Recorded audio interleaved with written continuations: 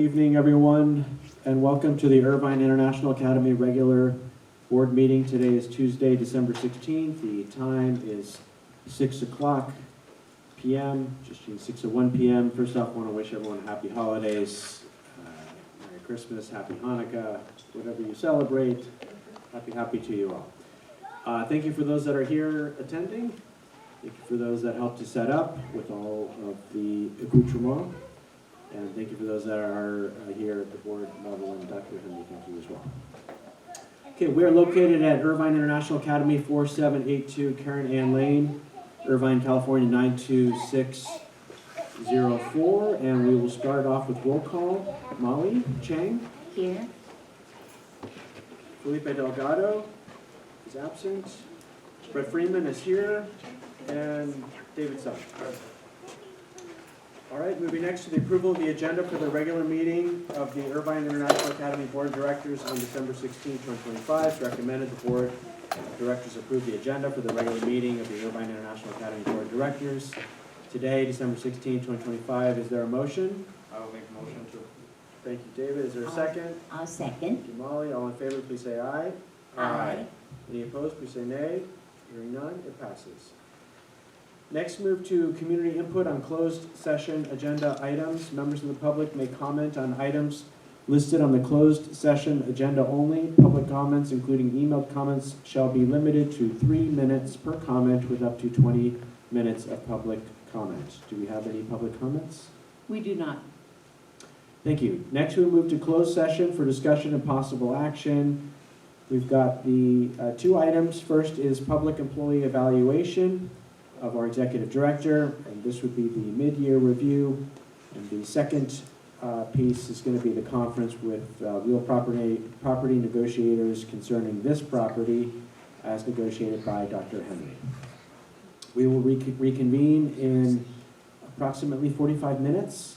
We'll try to make it out here sooner if we can. Thank you. Thank you very much. Thank you.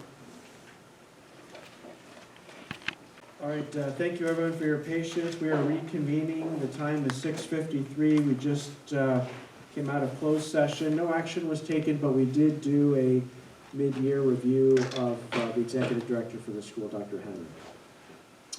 Okay, so we will move on to the flag salute. I'll ask if there are any volunteers. All right, thanks, David. For those that want to stand, we're going to do the flag salute. The flag is to your right or left. All right. Begin. I pledge allegiance to the flag of the United States of America and to the republic for which it stands, one nation, under God, indivisible, with liberty and justice for all. Thank you. Thank you all very much. Okay, moving on to the community input on agendized and non-agendized items. The public may comment on items listed on the agenda, including the consent calendar, presentation, discussion, committee, and action items. Public may also comment on items not listed on the agenda that are within the legal purview of the Board of Directors. Are there any public comments? There are not. Thank you. Moving on to recognitions. Very, very important. So we will start with the recognition of the 2025 IIA Spelling Bee finalists.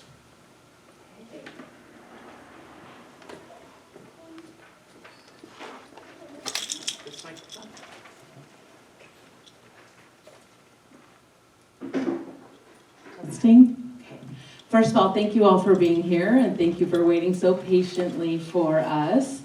But good evening, board president, board members, and members of the community. Tonight, it is my pleasure to recognize our top 3 spelling bee winners from each grade level at Irvine International Academy. Our spelling bee is a true academic journey. Our students begin by preparing from a grade level word list, followed by a written classroom round. The top 3 spellers from each class are then invited to compete in our school-wide oral spelling bee. This was held on November 19th. These students demonstrated not only strong spelling skills, but focus, perseverance, and confidence under pressure. And I did get to see all the grade levels, and it was quite a joy to see all of you. The spelling bee is a long-standing academic tradition that celebrates the importance of language, literacy, and precision. Spelling strengthens reading and writing skills, it builds vocabulary, and supports success across all subject areas, and especially in a dual language immersion setting like ours, where language learning is the heart of what we do. We are especially proud that our middle school winners will advance to the county spelling bee, beginning with a written round in late February. Finalists from that round will compete in an oral competition in early March with the opportunity to advance to the state level. So at this point, I'm going to give you our certificates. What we're going to do is I'm going to call the name from grade level of all students who were in the finalist. I know not everyone's here. And we'll start with second grade. And then our 2 second grade finalists will come up here. We'll give you certificates. We'll give you a chance to take some pictures. I don't know if we can bring them up so that the board can be in some of the pictures as well. And then we'll go ahead and be seated. And we'll go through all of these. And also, you've waited a while, so after the ceremony, feel free to go home and do homework and all those other lovely things that you need to do. You're also welcome to stay. Are those are the ones? Okay. All right, so for second grade, I think we have 2 of our students here. In first place, we had Jeremy Ha. Come on up. Yay, thank you. We're going to give you your certificate. And then in second place, Isabel Wang is not here. And then we had Vasilisa Posashenko. Yay. And we're going to give you your certificate, and then we'll go take some photos. Do you want to come up here, Miss Tiffany, as well? Okay. Do you want to stand? Yep. Okay. We can come around. Yeah, behind here. Yeah, you can stand back. That works out naturally. Okay. All right, congratulations, second graders. That is wonderful. Thank you so much. In our third grade, our finalists were Edgar Fio, who is not here today. So we have our second place winner, though, for third grade, which is Evelyn Liu. And then our third place, he's not able to make it, is Jethro Labiano. So if you want to come up, Evelyn, we'll give you your certificate.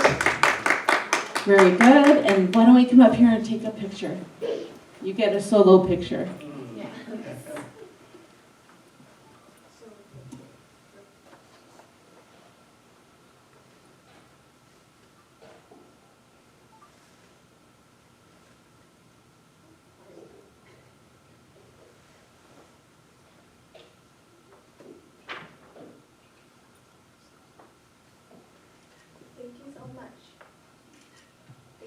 Thank you. Congratulations, Evelyn. Great job.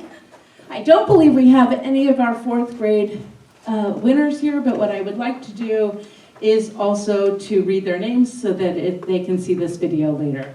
So for first place, we had Ryan He. In second place for fourth grade, we had Josiah Wang. And in third place, Isabella Wang. Are they related? Do you know? No? I was like, oh, that spelling runs in the family. Okay, great. We do have one of our fifth grade winners here. So in first place, we had Tristan Zhu. Yay! In second place is Nico Nguyen. And in third place, Patrick Chen. So we do have our one fifth grader. We'll go ahead and take a photo.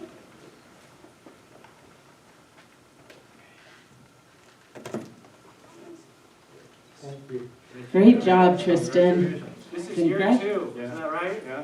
Oh, wow. Yeah, looking for 3P. Okay.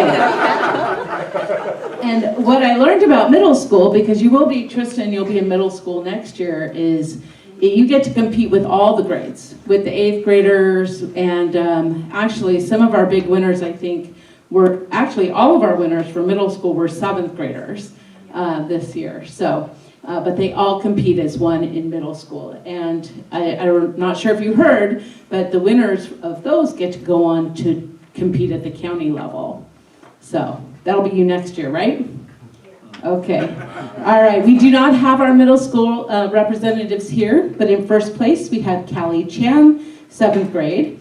Second place, Esmeralda Orozco, also in 7th grade.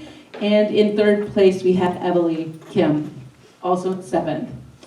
So congratulations to all of our Spelling Bee winners for your hard work and your academic excellence. You represent IIA well.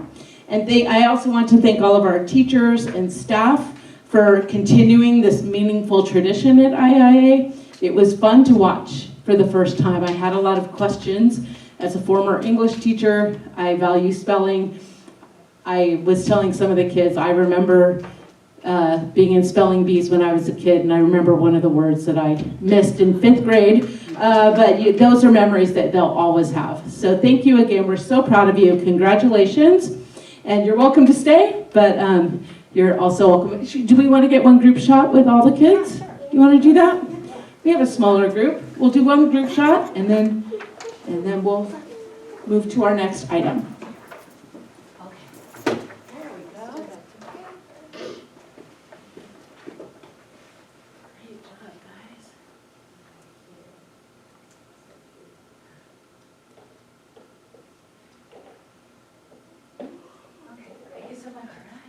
Congratulations.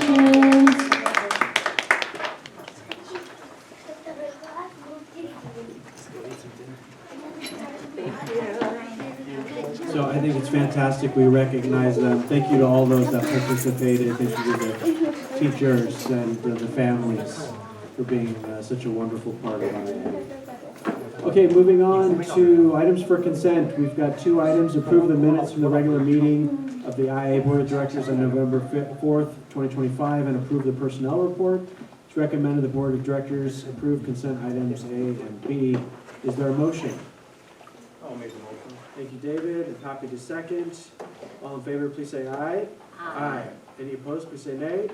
Hearing none, it passes. Moving on to items for presentation. We've got school update by Ms. John. Thank you. Good evening. I'm very excited to be here giving my first school update as the assistant principal of Mandarin instruction. So this afternoon I was reviewing this information sent by Mr. Schmitter, and I was thinking, what is one of the biggest updates I wanted to bring to our school board and to our community? I wanted to start with a genuine appreciation for your support and your dedication in our school, for our school, our staff, our teachers, our students, especially our Mandarin program. And I wanted to say thank you for approving the new literacy-based Mandarin curriculum, Meizhou Chinese and Easy Steps to Chinese, because every time I walk into the classroom, I see the change.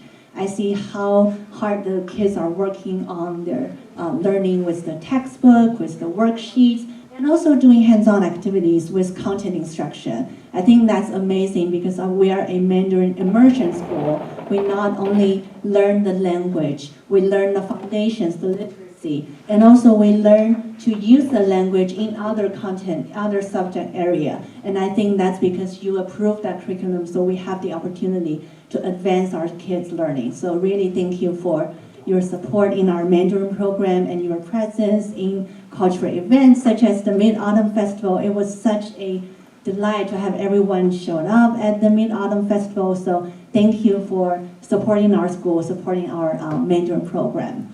And moving on to school updates, the first thing is our teaching team, our teachers, we had a Thinking Maps Part 1 and Part 2 training on November 10th. And thank you, Dr. Henry, for providing this PD for us and for our school board to approve the professional development. We are very happy to see our entire teaching team, including some of our instructional aides, very engaged at the professional development, learning about using thinking maps, how to inspire our students and deeper their thinking in reading, writing, in math, in all the different areas they're learning on. And we're very happy to see some early implementations in Mandarin teachers' classrooms, English teachers' classrooms, and also from our specialty teachers. We're very happy to see Coach K using one of the circle maps in his PE lesson during one of the raining days. So some early implementation results are something I want to share with you. And we will have our part 3 and part 4 thinking maps training with our teachers on 2 Wednesdays in January and February. And we also discussed with our instructional leadership team about the parent communication plan for thinking maps. Because it's a school-wide initiative, we wanted to keep our parents updated and communicated on how we're gonna roll out the implementation of thinking maps. So right now, what we are planning to do is to create a spreadsheet for our teachers. So teachers can choose the map they will be using and the topics they're covering for each week. So it's a more organic plan for teachers to choose based on the needs they see and the topics they're teaching. So that's about thinking maps. And moving on to winter concert, we have a smooth winter concert the past Wednesday, and we were able to have a staggered schedule to help alleviate the traffic and the parking situation for our families. And we did get some feedback from our parents about the winter concert. One of the biggest feedback was parents wanted to see more instruments during the winter concert. And I know Mr. Schmitter and Ms. Bauer, our music teacher, are working very closely to make that happen and to incorporate more instruments, including ukulele and other instruments in the next concert and for next year. And last Friday, we had OCDE Extended Learning Department coming to our school for a site visit, and the feedback we received were complimentary overall, and we got some constructive feedback on how to improve our extended learning program. And one of the feedback was to think of adjusting the homework time for our early elementary, our lower elementary grade levels. And I know Mr. Schmitter and Mr. Gio are working to adjust the after-school club schedules to make sure we adjust homework time for our early elementary students. Any questions so far? No? Okay. Moving on to the next one. Okay, GATE. This is something I'm really excited. So last Friday, I was able to send out our first GATE newsletter to our 4th and 5th grade GATE families. And this is something I'm really passionate about, so I'm working with Dr. Henry and Mr. Schmitter and Mr. Fernandez to ensure we have a good GATE program to support our GATE students in 4th and 5th grade, 4th through 8th grades.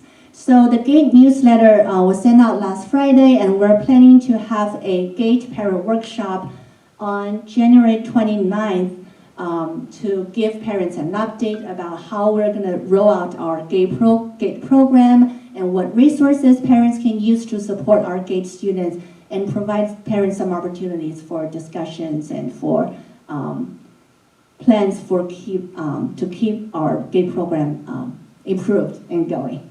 Yeah.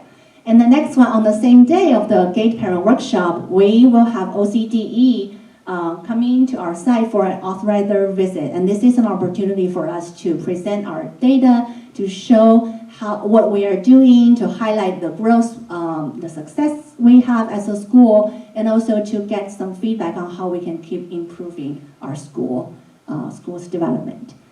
And moving on to the next item, on Thursday, the day after tomorrow, we'll have a coffee with principal, and after that, we'll have our first curriculum committee where we'll give parents an opportunity to provide input for the curriculum that's up to review, which I believe are math, comprehensive sex curriculum.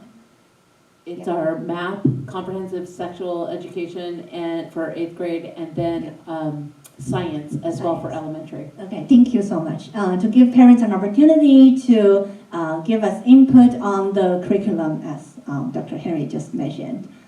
Any questions about these items? Yeah, I do. Yes. I do do have a question on the GATE program. Yeah. Do you have any plans for more advanced grades, like 6 and above? 6 and above. Yeah. Yeah, for, yes. So, Preliminary thinking. yeah, as the students roll up, we currently have only 4th and 5th grade. We will continue to offer differentiated opportunities for students and enrichment. But I think it's also important to acknowledge that we do have accelerated classes in mathematics starting in 6th grade, also that lead to algebra. So it's about the opportunities for learning, enrichment, but also classwork and differentiation. So we'll continue to add as our current students get older and we add more students in. Yeah, thank you. Any more questions on the items here? Okay, no questions. The last slide I have here are some upcoming events. So tomorrow we'll have a staff holiday party at 3 p.m. and our community will be there. And thank you PTO for sponsoring this event for us to get together before the holiday season. It's really nice that PTO is doing this for us. And the next day, Thursday, we'll have our coffee with principal and also the first curriculum committee to get parent input on our committee review, curriculum review. And then the following 2 weeks is winter break. When we come back from the winter break, the 5th school resumes, and on the 8th we have our school site council, and on January 13th is the first local control and accountability plan LCAP advisory meeting #1 that we'll be getting together to hear parents' input on our school growth and to present data to our parents. And on the 19th, no school because it's Martin Luther King Jr. Day. Yes, and that's pretty much what I have here. It's the holiday season. I really wanted to say thank you for our school board for your support to our school and our Mandarin program. It means a lot to our teachers, our students. When we see them smile, when I see them engage in the classroom, I know it's not just our teachers. It's our administration team, our staff, our instructional aides, and also your dedication in our Mandarin program. So thank you so much. Yeah, that's pretty much what I have. Thank you. Thank you. Any more questions or? Yeah, I do have a question with, that's excellent update. Thank you, thank you. What is how many Mandarin language teachers as of today? How many language teachers? Because we're a Mandarin. 50-50 model, so elementary, we have, if I'm remembering correctly, 12 teachers, because I'm thinking to order something for them. I was doing a hackathon, so yeah, 12 Mandarin teachers. 12 Yes. Mandarin teachers. Yeah. Okay. Any more questions? I don't have a question, but I just want to thank you for your hard work. And I know you spend a lot of time with the Mandarin teacher individually, especially implementing the thinking map. And I think that will really help the student and help the teachers as well. So Yeah, thank you for encouraging them and working together. thank you, thank you. It's a good team. It's a nice team to work with. Everyone is dedicated and open-minded, open to more ideas and sharing resources. So it's a good team. Yeah, and I also have some preliminary level learning data here I wanted to share very quickly. So beginning of the school year, our school-wide data was 10% of our students school-wide was meeting and exceeding grade level benchmarks. But now, middle of the year, we have 34% of the students meeting and exceeding grade level benchmarks. Compared to last year's MOY data, middle of year data, last year we had 16% at the same time of the year who were meeting and exceeding grade level benchmarks. So this year we doubled that number from 16% to 34%. So just wanted to share some holiday joy to you that it's really great to see our students making progress. And thank you for your support. Yeah. Thanks. I have a question. Are we working with any outside third parties on any consulting services related to the Mandarin program at this point? Not right now. We work with Level Learning. Level Learning was able to provide support for us and in-person, 2 times per year, in-person training to our teachers to do Okay. data dive. Yes. Okay. Yeah. The other thing I wanted to say is thank you, because I know being that we were providing bilingual education here, the Mandarin program was one that needed more help, you know, from the beginning. So I personally have seen a remarkable difference in our program here, and so you deserve much of that credit. I know there's a team that helps it, but you've helped lead it, so thank you very much. And also want to say thank you for your willingness and can-do attitude and assisting with the GATE program, or you know the thinking maps, or just you're thinking beyond the Mandarin program, and I think your help is greatly appreciated here and recognized, so thank you. Thank you. Thank you. I have passion in curriculum instruction, so Dr. Henry was able to mentor me a lot on that. So I appreciate you too, Dr. Henry. Thank you. Thank you. Yeah. Okay. I just want to make a comment. Okay, number one, I think, to the extent IIA's bilingual, duolingual program, you played instrumental role, okay, in leading the charge in implementing Mandarin language programs. We do appreciate that. Thank you. Thank you. And when today you guys are announcing the winners of the spelling bee, I was thinking maybe someday can have a spelling bee, for Mandarin. Sure, we had it. Yeah, that'll be truly unique, Yeah, that's on the agenda too. So last year we had the first Mandarin Master here at IIA. Yeah. This year we're continuing to have it, and our teachers are already planning for the preliminary round for early February. And it's school-wide, Right. Not including TK because they are not learning to decode vocabulary and writing yet. So yeah, there is That'll a be Mandarin unique. spelling bee. Yeah. Yes, and I'm also sending emails to other schools to see if there's a potential or opportunity for us to work with them to have our students compete with them or build that connection in that way so we can further our students' learning. Yeah, but thank you. Yeah. Very nice, thank you again. Anything else related to school update? If not, we'll move on to financial update. Mr. Miller, are you there? I am. Good afternoon, everyone. Or good evening. Good evening, thank you for your patience. Yeah, no problem. I'm just going to go ahead and jump right into it. Tonight I have 2 items for presentation tonight. I've got the October actuals, and then I have the first interim report. Really, the majority of what I'm going to cover tonight is the October actuals because it is the only new information that you're going to receive tonight. The first interim report is more of a bureaucratic formality, just a report of where we're at and what our budget is to OCDE. So without further ado, we go ahead and share. Can you all see this okay? Yes. Yes. Great.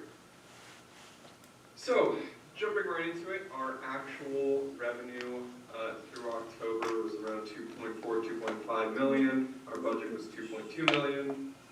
On the expense side of things, our actuals are 2.6 million and our budget was 2.5 million. So getting into what made up the variances, on the revenue side of things, the reason we were over our budget is because one, LCFF, in July we got a $407,000 ILPT check. It was an accrual for July. Without this check, we would have been under budget, which is what honestly I expect at this point. What I expect is things to true up and ramp up starting in February. So again, February, as a reminder to the board, is when you will start being paid out based on fiscal data of this, or excuse me, your student data of this year. So because of that big, student increase, you'll get quite a big jump in your LCFF checks starting in February.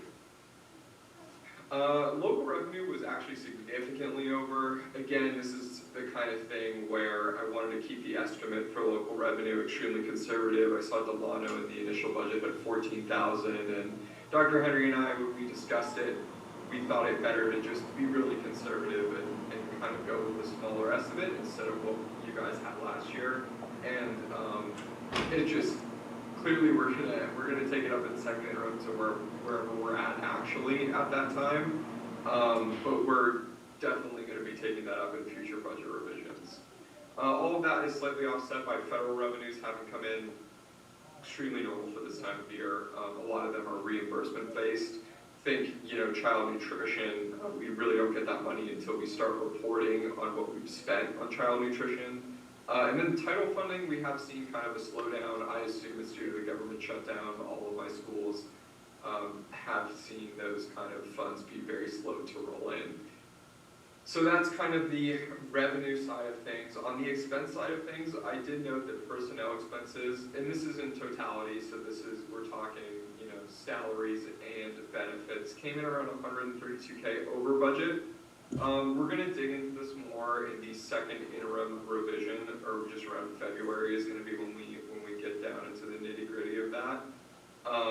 My guess here is we're either missing a salary or someone was hired after we did the first budget revision, or that the salaries that were in the first budget revision, I know some of them, Dr. Henry noted, were being negotiated. So there's potentially we ended up paying them higher than what we projected, and then over the course of a few salaries, that would make up that differential. So again, we'll keep an eye on it and true it up in second interim.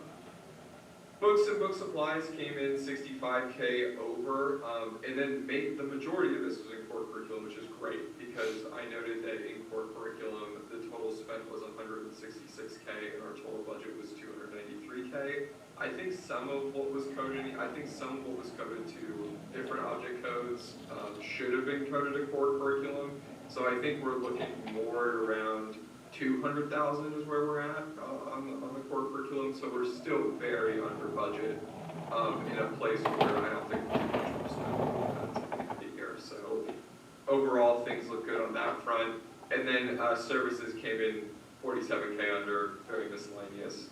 Didn't feel any one expense was big enough to shed light on. So net income is a deficit of 158, much better, almost 50% better than what we were projecting at this point of the year. And again, deficits are very normal, just to remind the board, for this time of the year. And again, we probably won't see something positive until May, June timeline. So any questions on the actuals to budget before I move on? Brett, I have a question on the curriculum. So do we have any rough estimate on the sex education curriculum? Because that's yet to be defined what that is. Is that right? So we haven't purchased it yet, and I was just curious what the cost is. I'm sorry, can you repeat the question? I want to make sure. So on Yes. the curriculum side, you said there's going to be, we're not expecting much more in the way of expense for curriculum. Absolutely. There's some curriculum that we haven't purchased? Or?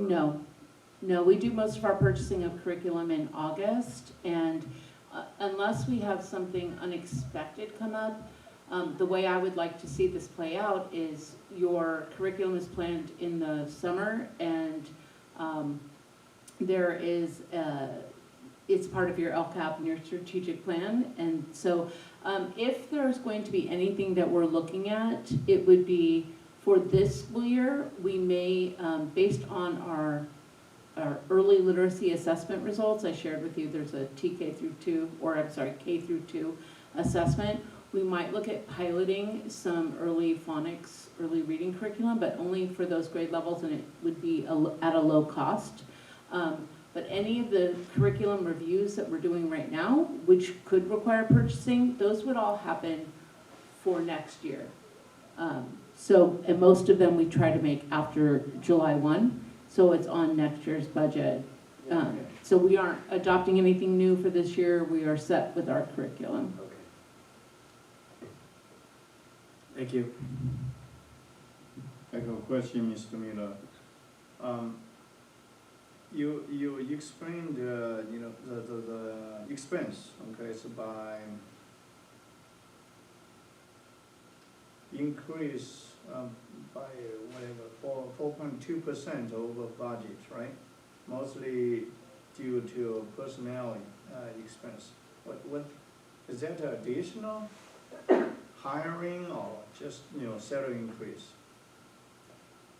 I think it'll be something that we understand more when we really look into, hey, here's what's actually being paid out on a bi-weekly basis versus we have kind of an internal tool called a payroll roster. It's an exercise we did with Dr. Henry and Eva, who's kind of your guys' payroll and HR person. I don't know her full title, so only in the capacity that she works with me and my team.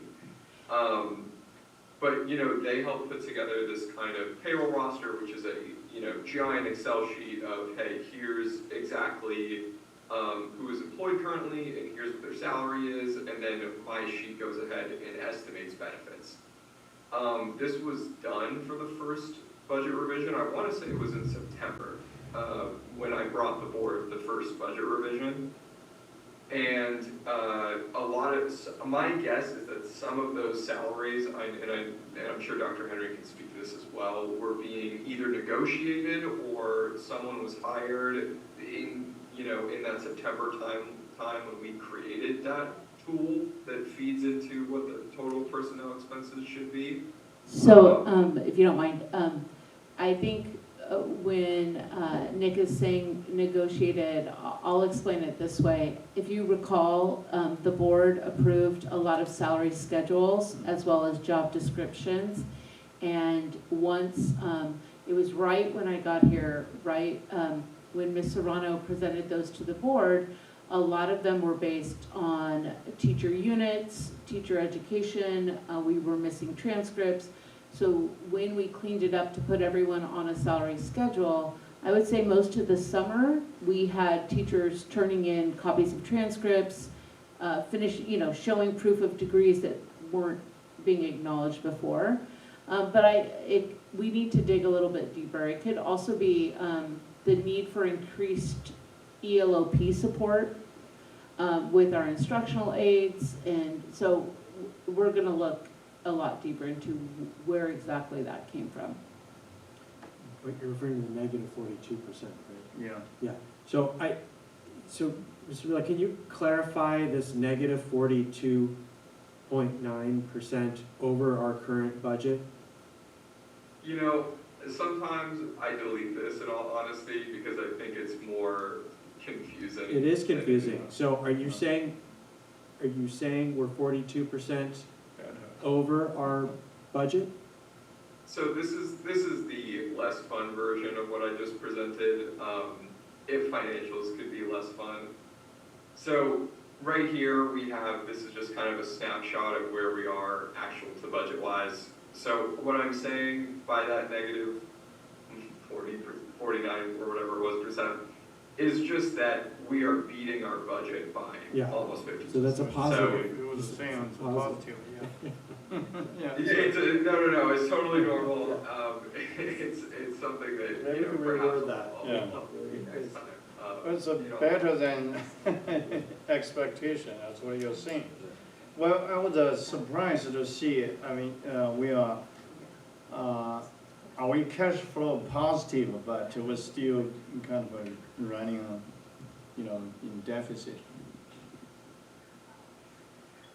I'm sorry, would you repeat the question? We are still we are still cash flow positive, well, the net income basis was still negative. Yeah, great question.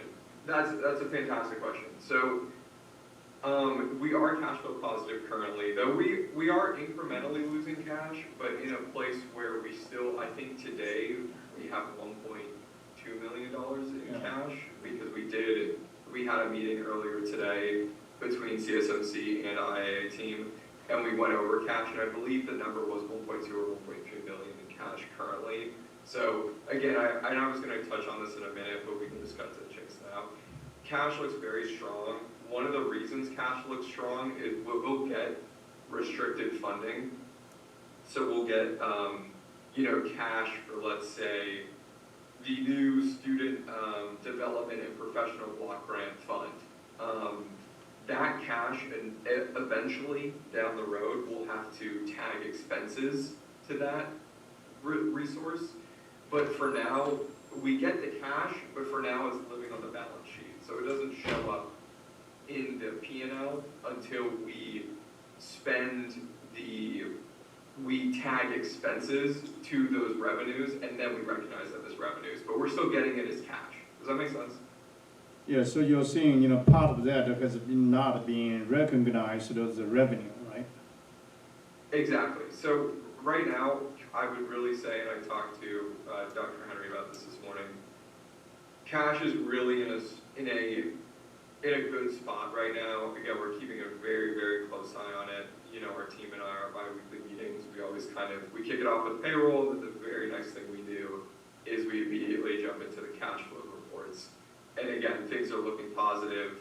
Again, February 16th is our big kind of hoorah day, where we're expecting to get that kind of P1, much larger ILPT check from OCDE that should really start to, increase revenue much higher than what your guys' typical monthly expenses are. So we're kind of waiting for that point. But until then, again, we're keeping a very close eye on it, and things look very positive. Thank you, Mr. Mayor. Yep, no problem. Anything else regarding the actual to budget, or cash, quite frankly? Okay. I think we're good. Okay, sounds great. These are a few, targets we like to use when talking about cash. It's just a good way to frame cash, but since we just talked about it, I won't go through the nitty-gritty of each one. Balance sheet-wise, you guys look really good. Nothing's changed almost at all from the past few months. I'll just go ahead and point this out though.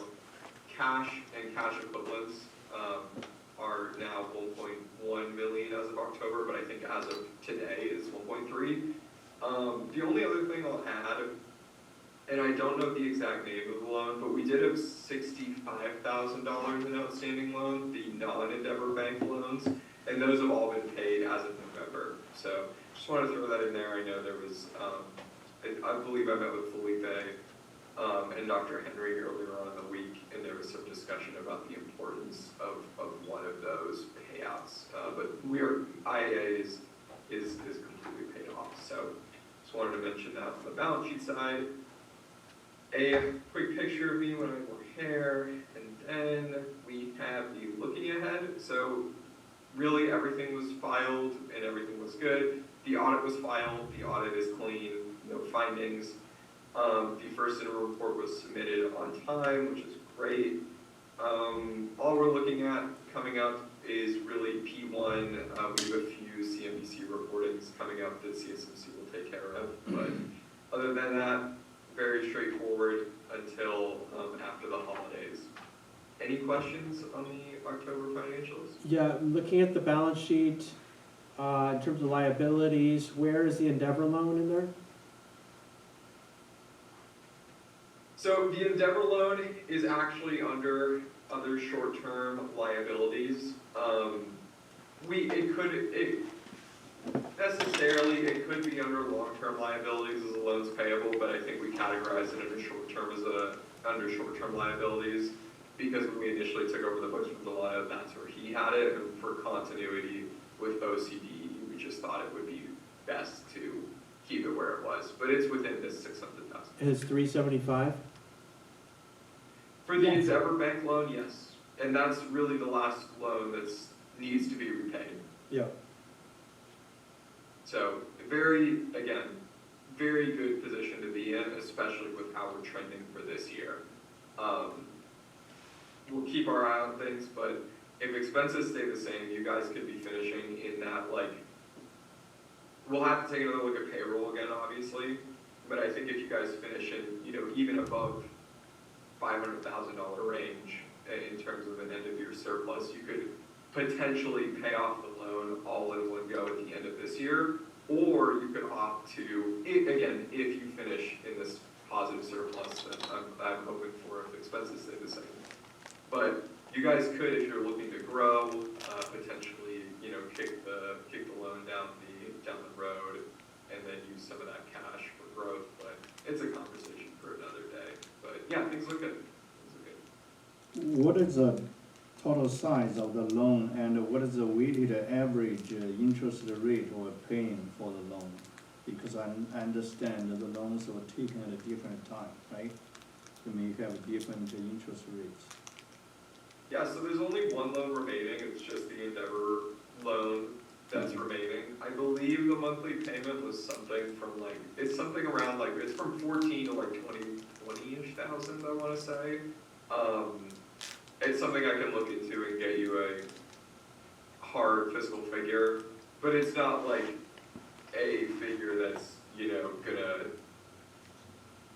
bankrupt you in terms of cash. It's just a very normal interest payment, and something that if we finish the school year with a 9%? very good, 9%? we could pay it off. Okay.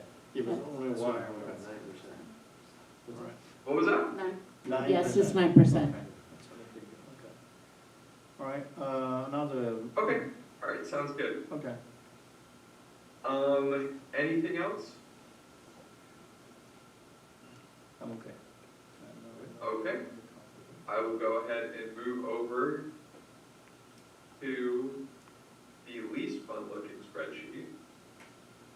This is the first interim. This is OCDE's special version of it. You're going to notice a lot of familiar figures here, and I'm just going to go ahead and cut to the chase and go to the most important line, which is this one right here. These numbers in each of these columns represent where your kind of current or projected ending fund balance is. Quickly to scroll up. Which These tab are three you on? columns- Sorry, are you on the summary tab? What's up? Which tab are you on? Are you on the summary? The first interim budget tab.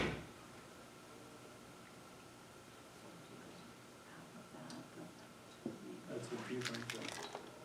And it is a bit of a hefty report, so if there are any questions, please feel free to stop me. There's quite a bit on here, but it's everything you guys have already seen before, which is again why I kind of read it as more of a. What was that? Don't worry. Please, continue. They're pulling it out of the folder. Oh, okay, no worries. Do you want me to wait until you guys get it pulled up? I don't want to I start. think we're on it. We're on it. Okay, great. So I'm just on the first interim budget tab.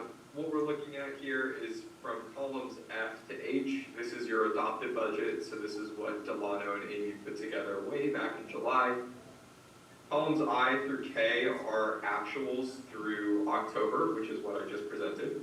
And then columns L through N are your initial budget. So this is the interim budget that we approved in September. So again, I'm not going to go over every line. What I am going to do is I'm going to look at this line right here, which is the important one. You're going to recognize this number. This deficit of 158 is what I just presented on. I can't remember Amy and Delano's number is 1.2 million. That was what they were projecting at the start of the year. And after me and Dr. Henry took another look at it, we're saying, hey, we're projecting just around $1 million. And that's really what this is. There's really not much new here. It's really just kind of, hey, telling OCDE, here's where we're at, actually, and then here's what we're projecting. Here's the difference in what we're projecting now versus what we projected at the start of the year. Other than that, these other tabs, they just wanted some kind of additional fiscal information, but this is really, as far as what's federally required and required by the state, this is really the only tab of note. So, any questions on the first interim?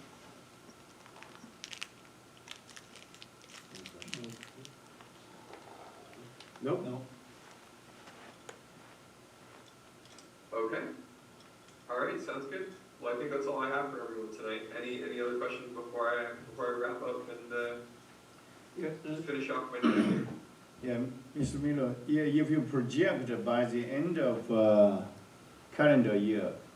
So the net income is gonna be positive or still negative? Oh, yeah, so that number, in terms of the end of year projection, Yeah. currently, based on our September budget, it's a $1 million surplus, which is, just fantastic. I will say, and just to caveat it slightly, I do think because of salaries and benefits being higher by that like 138K that it was earlier in the year, that number will have to be adjusted and probably that expense will be taken up. So I think the number will be somewhere, and then it just depends on what that was. If it was ELOP spending, then the number won't rise that much. But if it's, say, a few people's salaries got updated with the step and column, and those are of significance, and those are higher, or there's new, employees that weren't accounted for in September, then that could be up in a way that would put a dent in the $1 million that, might come down to 500,000. So I think if things are trending as they are, I would guess you will end the year in a positive surplus of somewhere between 500,000 to $1 million would be my estimate. But that's kind of a shot from half court. It's a bit too early to tell. You're seeing 500,000, that's cash position or net income? That would be net income. So Net that would income. be, yeah. So that would be your net income. You're basically seeing, the kind of the salary, everything is non-recurring, then you end up in a positive territory in terms of net income, right? I think you guys are in that strong of a fiscal position because a lot of, what could make up some of the difference in salary is a lot of that local revenue that you guys are like, if you still have it up, you can refer to row 61, which is all local revenues. If you note in line 61, in column L and in column F, again, I just matched what Delano had in terms of local revenue, since he had more experience, and, Dr. Henry and I wanted to stay conservative. We only had $14,000 in there, and to date, we have 171,000. So that's a significant difference, and it's something that we're receiving a lot more local revenue than we expected, and that could help make up some of the difference in salary. So again, there's a lot of moving variables. It's too early to know, but cash is good, and we're trending better than our budget currently in terms of actual. So things are positive. Thank you. No more questions. All right, Mr. Miller, thank you very much. Moving on to California School Dashboard, Dr. Henry. Thank you, everyone. I'm going to take my leave now. Thank you. Merry Christmas. Merry Christmas. Happy Hanukkah, whatever you celebrate.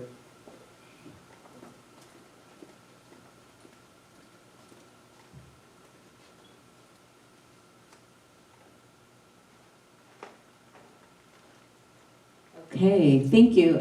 This is a required presentation on the California School Dashboard, but we can go through this fairly quickly.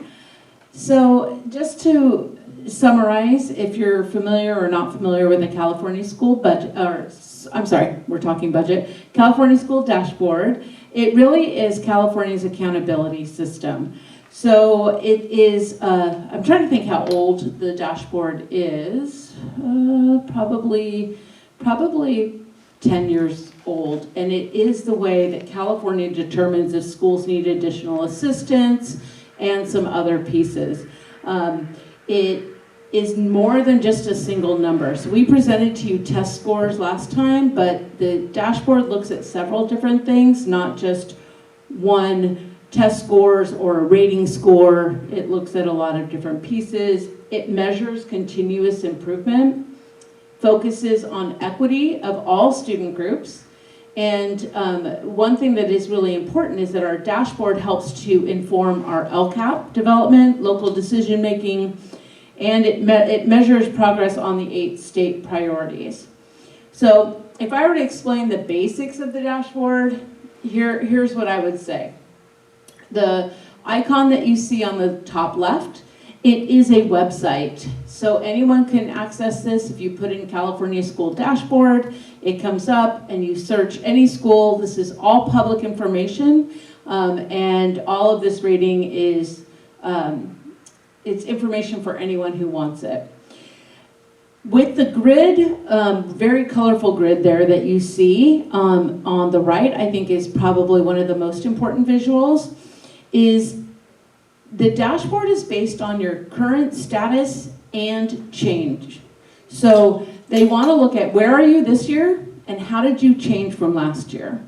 So if you look at that first column, if we are very high performing, which obviously IIA, we are very high performing, we must maintain, increase, or increase significantly to keep a blue rating. We can still be very high performing, but if we decline even a little bit, we would get a green rating. And if we decline significantly, also we would get a green rating. You can also see you can be high performing, and even if you increase a little bit and you're high performing, you're still green. And blue would be you would have to increase significantly. The way I would explain this is a very old-fashioned way as well, but it helps people understand the colors. If you think about the old-fashioned grading system, blue would be an A. Green would be a B. That's the target where the state wants everyone to be, is green. A C would be yellow, a D would be orange, and red would be an F rating. When schools are put into program improvement and other technical assistance, it is usually because they have either an overall rating with reds or one of their student groups is constantly getting reds. So let's say if we had a student group of socioeconomically disadvantaged and we're pretty good across the board, but they got red for absenteeism and red for math, and we could find ourselves in trouble. It's not the case, but that's how they look at it. And then you can also see the gauges there on the bottom. So red is the lowest performance and blue is the highest. So those are the basics of the dashboard.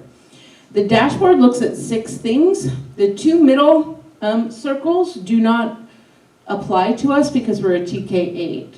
So they do look at high school graduation rate and college and career readiness, but those are for high school. So for us, it's those outside circles of academic performance, chronic absenteeism, suspension rate, and English learner progress. So those are the things I'm going to share with you today.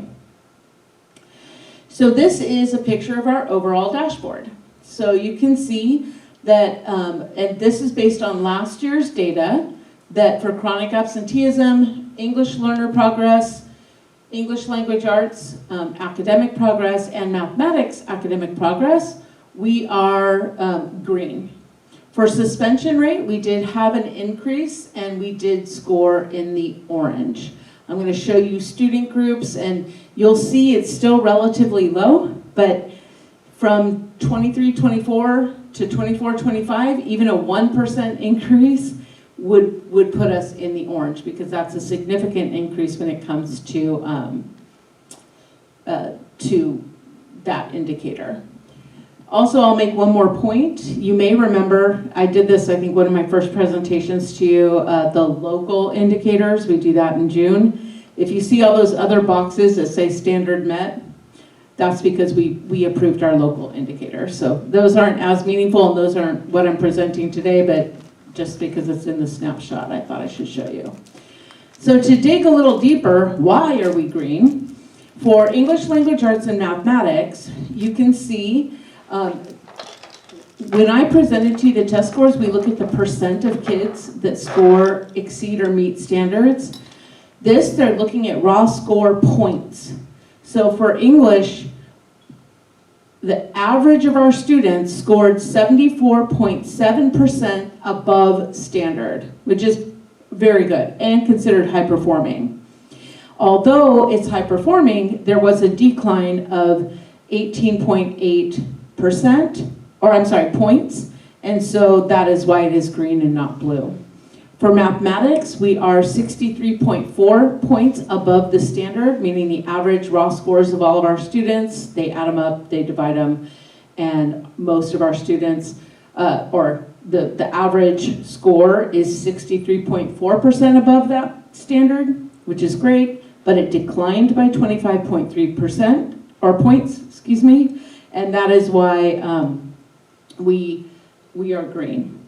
I did want to make a note, you can see on the left, that ELA, we are at a very high, that first line that I showed you on that first slide, we are at the highest status. Our ELs were at a medium status.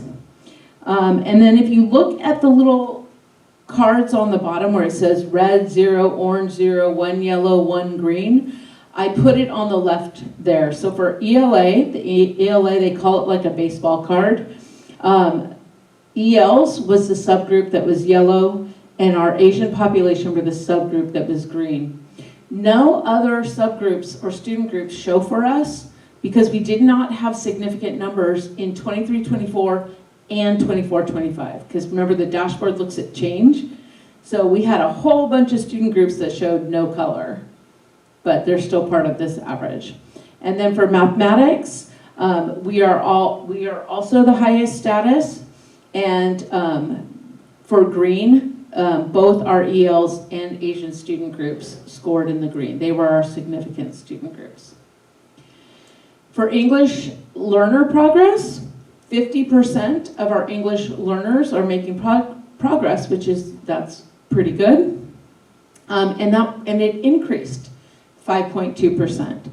So that is really good news, and we have 75 students, English learners. For chronic absenteeism, now remember, you want your test scores to go up, increase, you want suspension and chronic absenteeism to go down. So going down here is a good thing. For chronic absenteeism, 5.7% of our students are chronically absent, and what that means is they're missing 10% or more of the school year, and for any reason. It's not unexcused, it's any reason. If they miss 10 or more percent, which is 18 school days, they are considered chronically absent. And although it's 5.7, it declined, it went down, so that's great news, by 2.7%.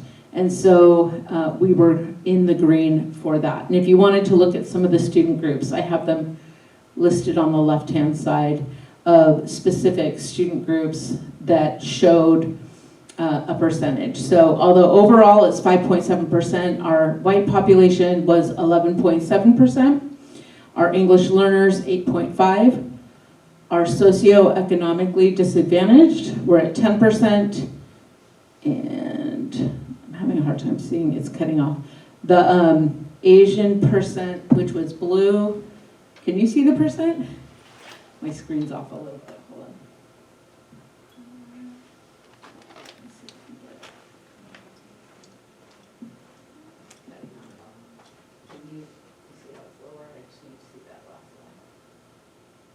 There you go, is 2.8%.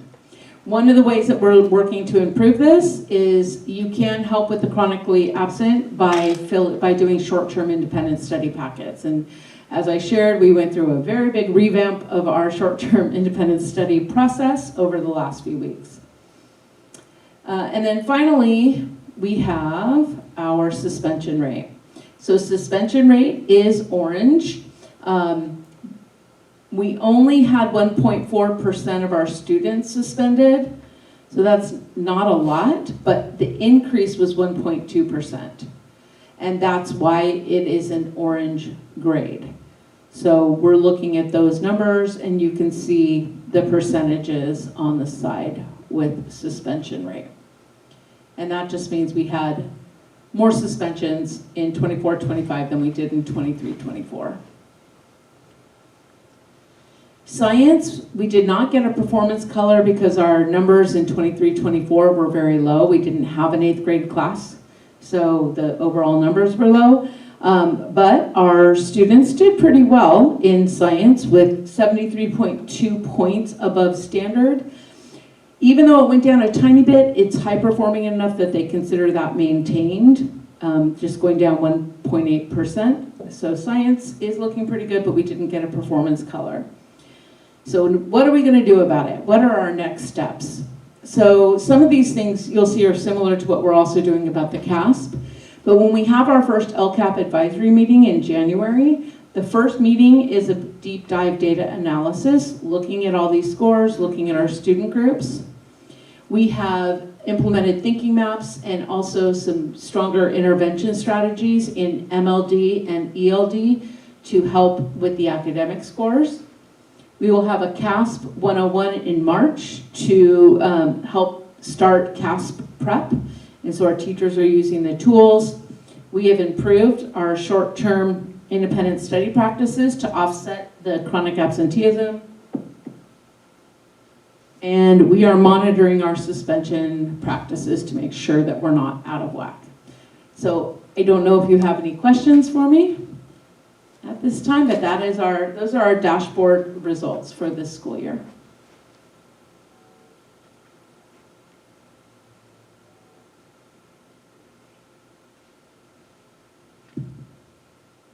Thank you for the update. I do have questions regarding the English language and maths.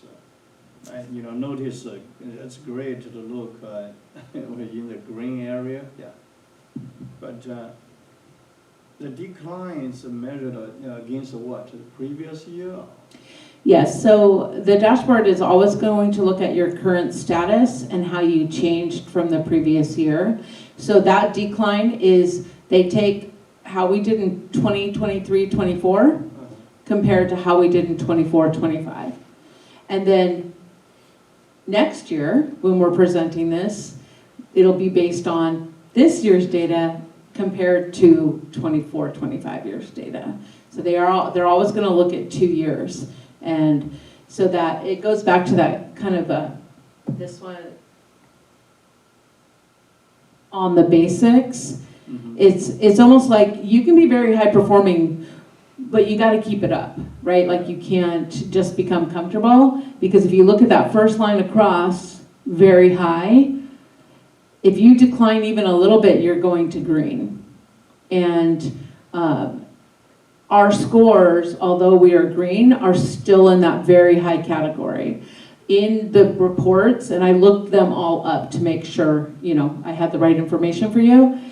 They show it's this 5x5 card is what they call it. And that on the side, what I wrote when it was very high or medium or wherever, because you can be green and be either in the very high category, or medium category. It just depends on if you improved or declined. Yeah. Okay. On the English side, 18 point, almost 19 points drop. That's quite significant. Yet it's even more significant is the maths, right? 25.3% drop. I wonder why. Yeah, we're looking at our practices, the alignment of the curriculum with the state standards, instructional practices in math overall. We did have a significant growth in our population. That probably had something to do with it, but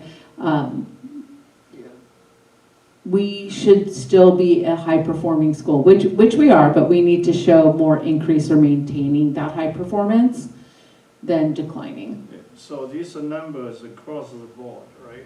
From a different, what grades level accomplished? So these are the testing grades are grades 3 through 8. And again, this measure is very different than when we looked at CASP scores by percentage points, because it's not 25%, it's 25 points. And the points differ for every single grade level, but I'm going to say 2,500 points, let's say, is the math standard. Okay, that's like, this is where we want everybody to hit, and it's 2,500 points. When they added up all of our student scores, their raw scores, and then divided them, our overall students were 63.4 points above that 2,500. I've worked in places where it's well below the standard, right? So it's, for me, to have the positive of above the standard is a good thing. Yeah. But we know how well our students can perform. Yeah, it would be very interesting to look carefully into the data, the raw data, because, I mean, you know, this is overall data, but I would, you know, really kind of dive deep into the data, compare, you know, the numbers, especially some of the you know, individual students, and see how they compare with the previous year. You know, the declines attributed to the overall performance, or some new students maybe, you know, come from different background and kind of bring down the numbers. I mean, I would be very keen on knowing, you know, So where the numbers come from. So when we get the test scores, even early when we get preliminary before these all come out, because they come out kind of after the fact, Yeah. we share those with our teachers, and then when the school year starts, they can see, depending on the grade level, but for the upper grades, they can see their current students' scores, what they scored before they came over, and we also want them to see how their kids did, so they can do kind of that like review and reflection of, oh, my kids last year, you know, they needed to be stronger in this claim, because also we do look very deep, and we can see for mathematics, let's say, if it's mathematical functions, if it's applying the reasoning, like we can see the claims, and so they can see how their kids did from the previous year as well as how my current kids did. Okay. Thank you. Of course, thank you. I was just wondering, will the score be slightly different if we do the elementary and apart from the middle school? Would it be different? So one of the things, I haven't done the distance from standard, these points, but when we looked at the percentages, we did. We looked at middle school and compared to elementary, and actually our middle school did very well. I think if you recall that presentation, we had 2 low grade levels, which were 4th and 5th, I believe. And when we, just for the fun of it, Mr. Gibbons is also, loves data as much as I do, so he's always sending me new data reports, and he did a report of just our middle school data compared to all the schools in Irvine, and we did very well compared to the other middle schools. Yeah, and we're continuing to look at that, and then how we support those grade levels that may need more support.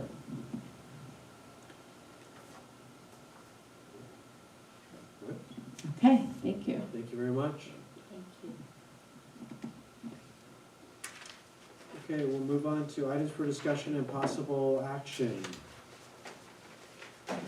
Take your time. First item is ratify the 2024-2025 audit report for the year ended 2025. Each year, an audit of IIA's financials must be completed by an independent audit firm. In accordance with government auditing standards and federal audit regulations, audit reports must be submitted to OCDE by December 15, 2025, and filed with CDE, the State Controller's Office, and the local county superintendent of schools, and the chartering entity. LCAP goal action not applicable, funding source not applicable, budget financial impact not applicable. It's recommended the Board of Directors ratify action item A. Any comments or discussion? So I would like to share, the reason why it is a ratification is just because I had to submit it yesterday. And so we did submit on time. Also, we had no findings, and just to make it easier for you, I just printed out, it's a 33-page document. I've reviewed the whole thing, but I just put the findings, you can see here, this was kind of the bottom line, the last few pages. So we did have no audit findings and no concerns, which is wonderful. And I do, if you don't mind, I'd like to thank our staff. Completing the audit process, it's very time intensive, and our team worked really well together. Mary Beth Chen kind of leads the charge on that, and she did a lot of work on the audit. So I was very pleased with our team's performance, and you know, some of the things we had to question and reach out to them, but also working with Christy White is a very positive experience as well. They're very helpful. Thank you very much. Is there a motion on this? I motion. Thank you, Molly. Is there a second? I'll second. Thank you, David. All in favor, please say aye. Aye. Any opposed, please say nay. Hearing none, it passes. Next, item B, ratify the 2025-26 first interim financial report.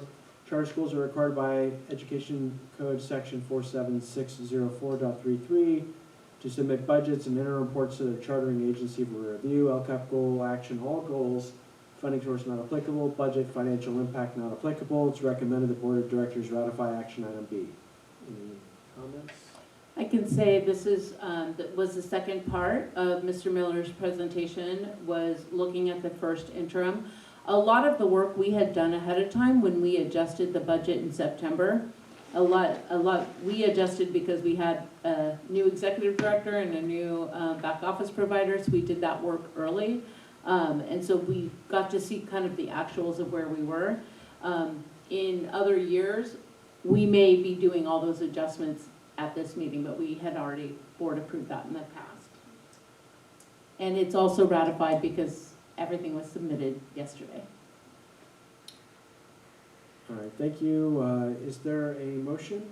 I'll make a motion to Thank you, David. I'm happy to second. All in favor, please say aye. Any opposed, please say nay. Hearing none, it passes. Next, approved middle school student-led club. I established an application and approval process for middle school student-led clubs and organizations. Board review and approval for student-led clubs include the club's purpose, membership rules, and adherence to policies to ensure proper function and accountability. We received our first student-led club application called IIA Crew Club. LCAP goal, action, goal 1, action 12. Budget or funding source not applicable, budget financial impact not applicable. It's recommended the Board of Directors approve action item C. Any comments? I can say we did have a student that was interested in starting a club. As we're looking at our middle school, really our middle school students feeling like middle school students and having the experience of being middle school students, we think is really important. And so once we had the request, we did some research on other district schools' club application processes, and we put together what I think is a pretty good application process. The piece that we're missing right now, and it was not included, was the financial piece for clubs, because we don't have an official ASB. We have leadership but not ASB. So we don't have that, which kind of simplifies things. And so our student went through the process, got the petition, filled out the paperwork. Then it goes to our leadership teacher, Mr. Gibbons, just to review that all the pieces are there and it's complete. And then it goes to Mr. Schmitter actually meets with the student just to talk through what's the purpose, when are you gonna meet, like how's this gonna work? And then he signs off, and then it goes to the board. In the future, what I see this looking at is just kind of a list of clubs for the year, and not, but because this is the first one, that's why we're doing it this way. But we're excited. Will there be a wall of clubs or something so the students can see which clubs are available? Absolutely. There should be, like, on the website, we'll have a list of clubs, we'll have a schedule, things like that, especially as the middle school grows. You know, which could be in a few years, could, you know, it'll start next year, will be about the same size, but we're hoping to provide more and more of those unique middle school opportunities to our kids.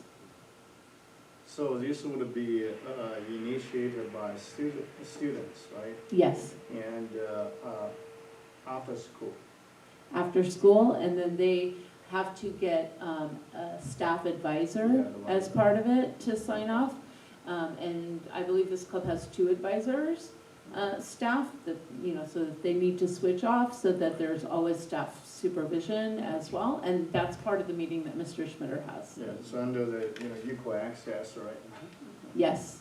Yeah, okay. So we also have a room for them, or do they have any requirement? So that is part of it when they are looking for their staff advisor, is they come up with where they're going to meet as well. So I'm so proud of the kids that are leading this, and I would like to make a motion, because this is, I think, Okay. fantastic for the inaugural club for the school. I'd like to make a motion to approve this, okay, I'll so. second. Oh. Oh, just a second, okay. All right. So- All set. All right, so all in favor, please say aye. Aye. Any opposed, please say nay. Hearing none, it passes. I looked at the application, That's great. and it looks so well structured. I think the process is good. You had, president, a vice president, you've got the staff. This is very good, so thank you. Wonderful. Great, And, yeah, I'm love the pleased initiative. too. Okay, congratulations to those involved. And may there be many clubs. Okay, next, approve agreement between Irvine International Academy and University of Massachusetts Global, UMass Global. University of Massachusetts Global requested that internship and fieldwork MOUs be approved for Irvine International Academy to become an approved placement site for students enrolled in the College of Education programs. LCAP goal action, goal 1, action 2, funding source not applicable, budget financial impact not applicable. It's recommended the board of directors approve action item D. Any comments? Yes, so this is our second time bringing this to a board meeting, and I want you to know that I looked through all of the pieces, and I did put in an earlier board update, all of the findings. So I think the major concerns were the language MOU and agreement were being used, what's the right word? Interchangeably? Yes, interchangeably, thank you.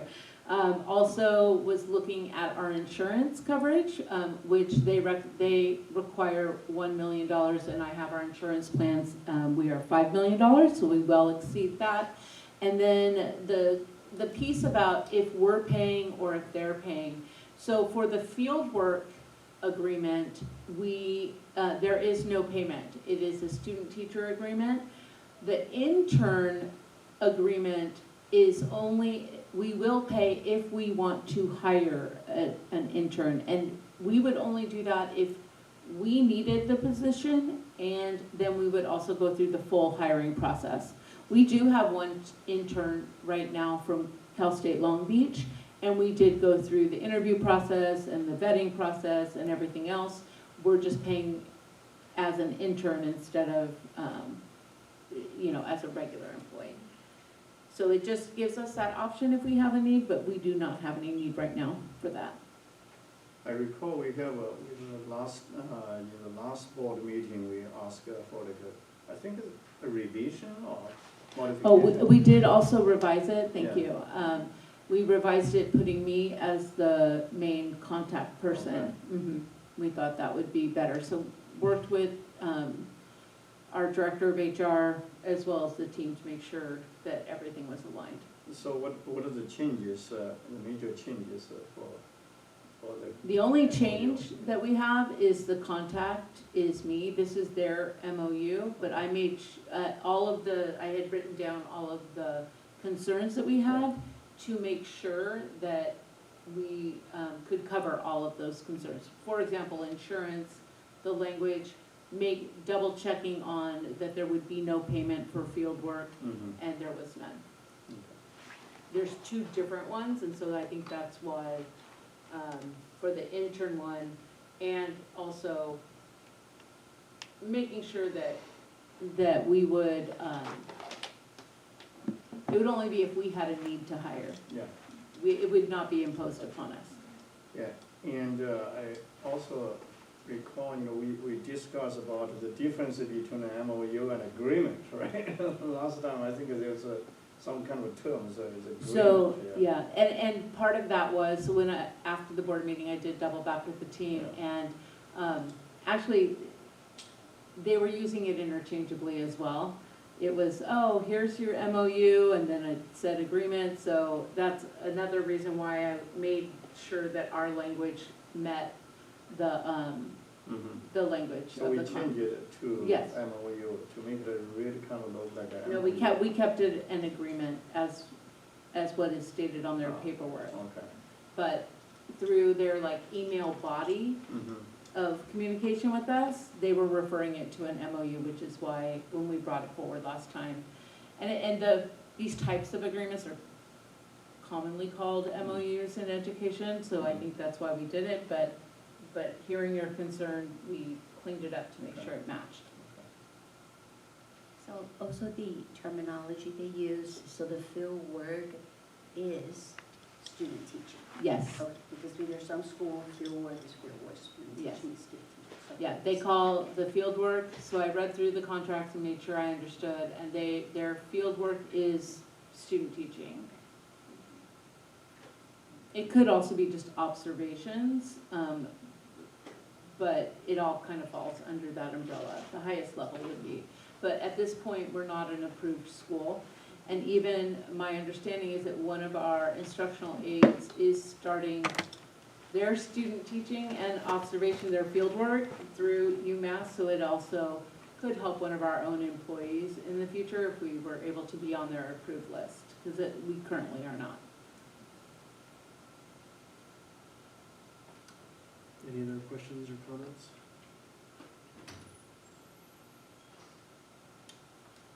Okay, is there a motion? I'll motion. Thank you, Molly. I'm happy to second.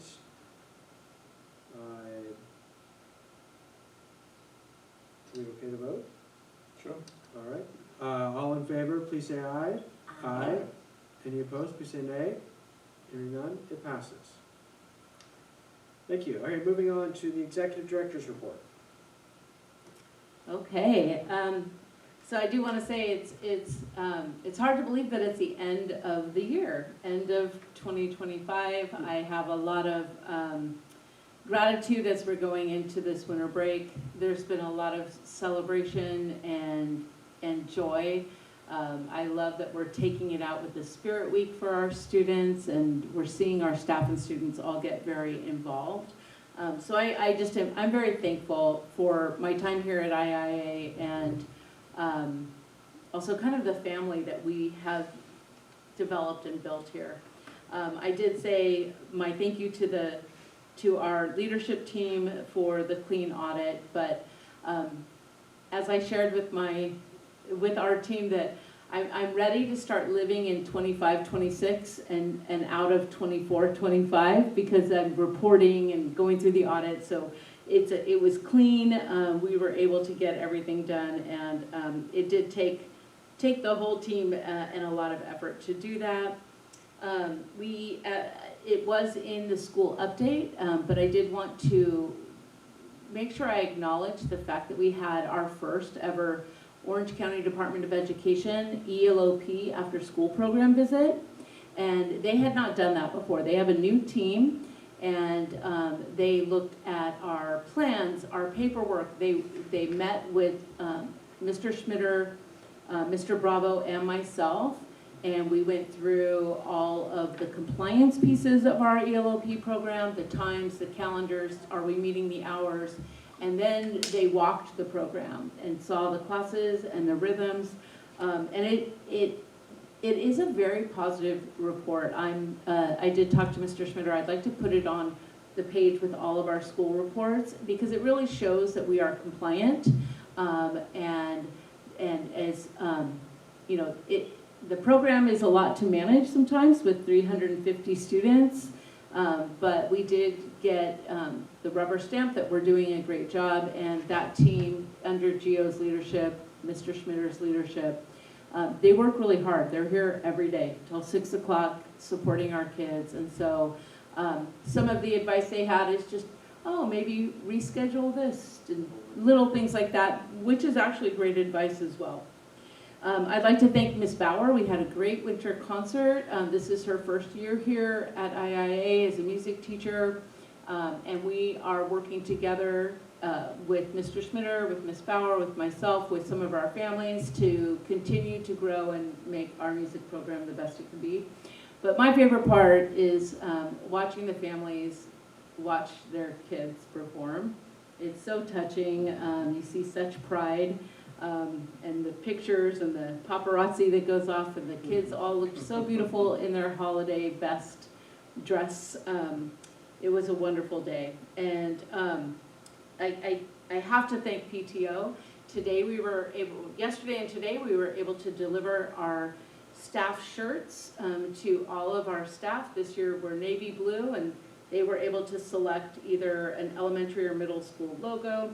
This is really important for branding, security, safety, to have these kinds of things. So thank you to PTO, and also for sponsoring our holiday party that we're going to have tomorrow.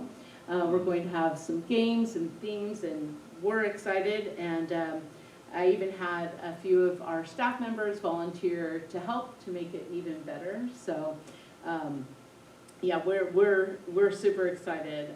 I loved seeing our spelling bee finalists, and even those that couldn't make it. I was there at the event, and our teachers take a lot of ownership over the spelling bee event. I love a good spelling bee, so that was super excited.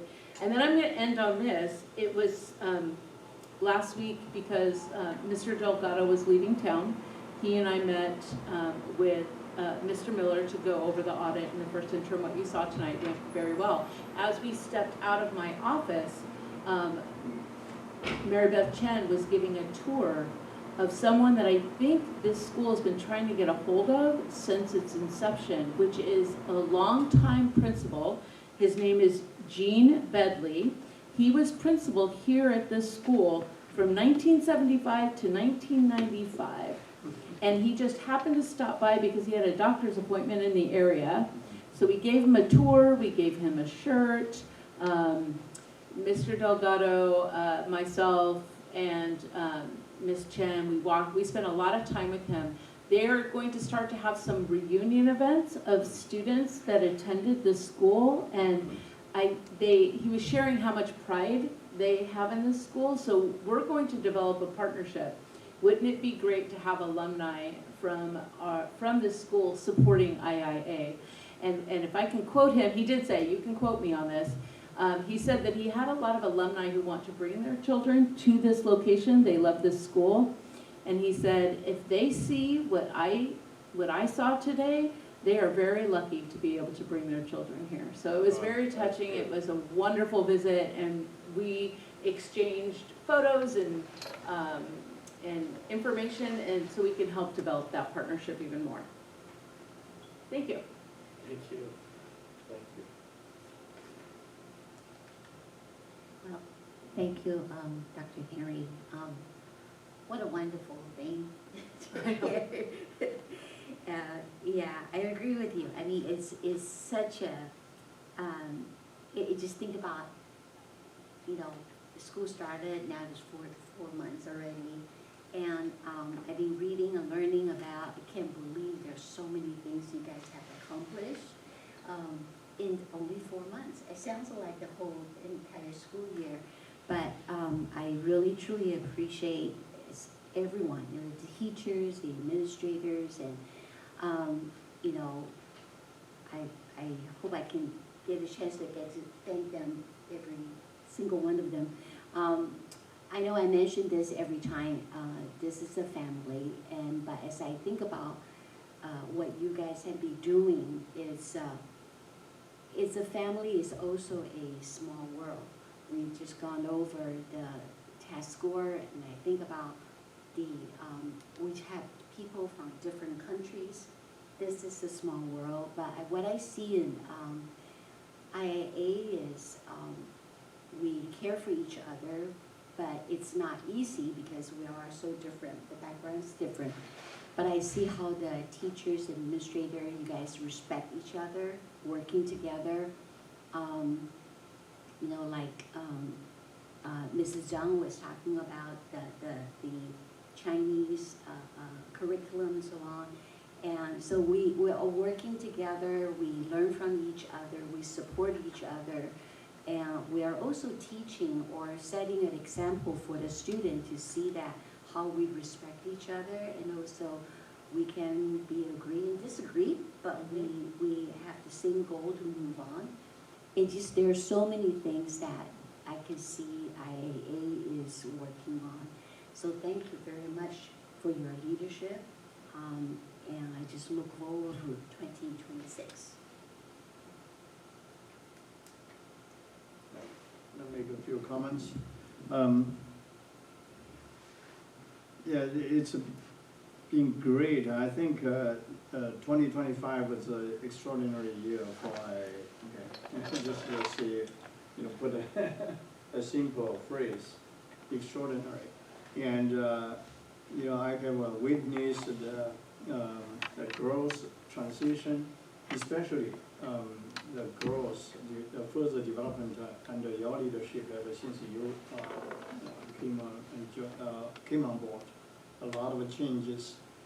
And one thing in particular, every time we're sitting in a board meeting, I feel very relaxed and not as intense as I think it's a good thing, it's a Yes. positive thing.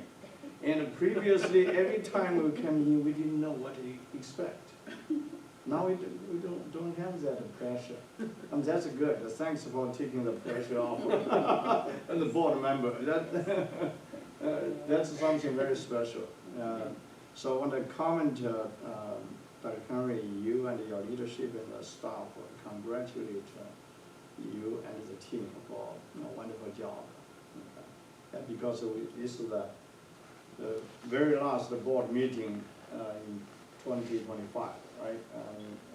So you're sitting here, you think, what happens in this whole year, you can't help but thinking, okay, it's great. A lot of positive things are going on. We see growth, and we gradually build a culture, unique culture associated with IA. Frankly, even though my kids are currently not here, but I just feel more emotionally attached to this school. True. Mm-hmm. Yeah, that's not an exaggeration, because we can, you feel part of it. Yeah. So I just want to comment and congratulate you, and also congratulate everyone on the team. Okay, that's You guys keep do. up the great work and making improvement for plan for 2026. Yeah, thank you. I want to recognize the PTO, I think, for setting up the stage here. The backdrop is fantastic every year. They do such a great job. And We should take a picture. yeah, it's really excellent. And yeah, I echo what both of you have said. I mean, I think the school continues to evolve. It continues to expand. We connect with our heritage. I love that we gave a tour to a principal that was here for 20 years. I love that we gave a tour to the mayor and we're part of the community. And it's really an amazing place. Our kids go here or may have gone here before, or maybe were never here at all. But as individuals, we're connected to this My kids wants to come school. back. We're connected here. So it becomes really a part of our DNA, even if we're not taking classes here. So I thank you. I thank you for your leadership, Dr. Henry. I thank you to the staff. I think Mason. I think everyone who's a part of the recipe here. And we'll make mistakes and we'll do things that we need to improve on, but we'll just keep building and building. And I love hearing that our after-school program is doing well, because that was a little bit of a leap of faith. I mean, it was, and I'm sure there are areas that we can fine-tune there, but that was a big jump for us.